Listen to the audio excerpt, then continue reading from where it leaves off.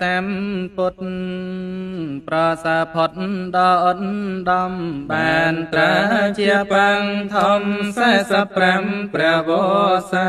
បំពេញពុនទាំងកិច្ចមិនដែលដាច់វេលាណាសន្មត់ឈ្មោះហៅថាពុនក្រិនចាមាន5យ៉ាងទី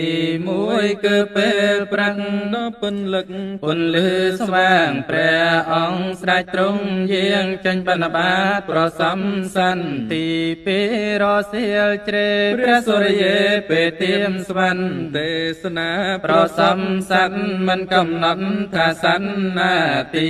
3ពេលប្រ